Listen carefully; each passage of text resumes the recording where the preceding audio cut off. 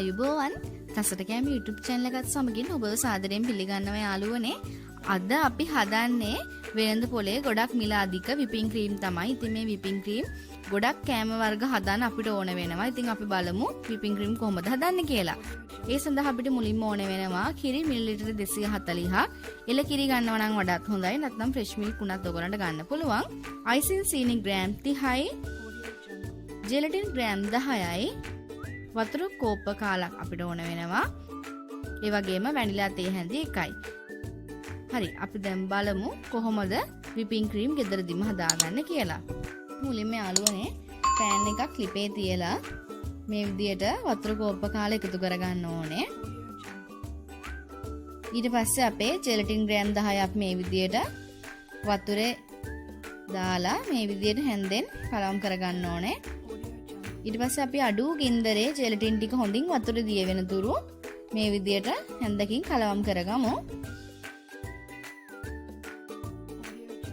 දැන් මේ විදියට හොඳට ජෙලටින් ටික දිය වෙලා තමයි තියෙන්නේ. දැන් මේ විදියට මෙන්න මේ බුබුලු දාලා නටාගෙන එනකොට යාළුවනේ අපි මේ මිශ්‍රණය බා ගන්න ඕනේ. මම මෙන්න මේ විදියට වෙනත් භාජනයකට දා ගන්නවා යාළුවනේ.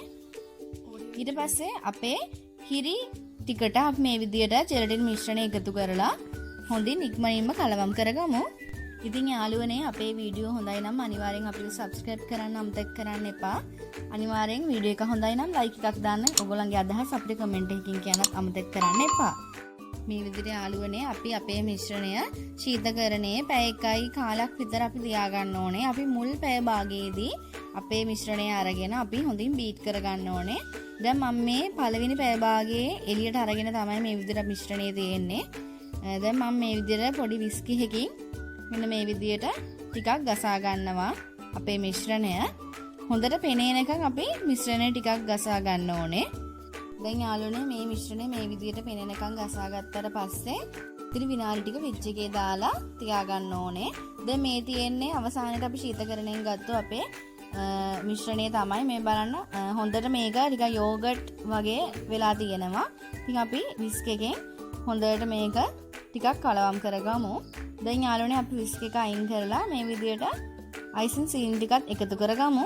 දැන් වැනිලා තේ හැඳි එකක් මෙන්න මේ විදියට මිශ්‍රණයට දාගමු.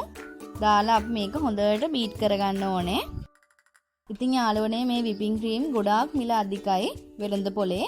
ඔයගලන්ට පහසුවෙන්ම හදා ගන්න පුළුවන්.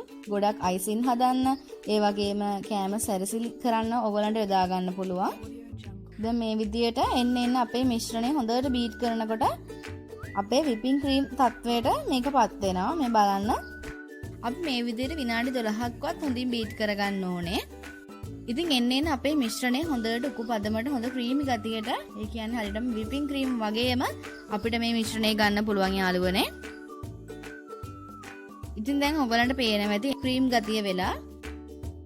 ඉතින් මම වීඩියෝ එක දික් වෙන හින්දා අවසානයේදී මේක බීට් කරන විදිහ පෙන්නන්නේ නැහැ යාළුවනේ.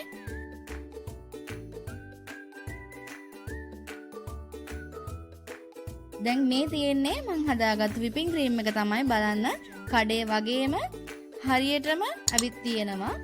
මේ බලන්න හොඳට පුළුන් එකක් වගේ මේ හැන්ද අනිත් පැත්ත හැරෙව්වත් වැටෙන්නේ නැහැ. හොඳටම ඇවිත් තියෙනවා. ඉතින් හොඳට මේ විදියට එන ඔයගොල්ලෝ අනිවාර්යෙන් බීට් කරන්න ඕනේ. ඉතින් අපේ මේ රෙසිපි එක හොඳයි නම් අනිවාර්යෙන් අපිව subscribe කරන්න අමතක කරන්න එපා යාළුවනේ. අදට අපි ගිහින් එන්නම්. ඔබට සුබ දවසක්.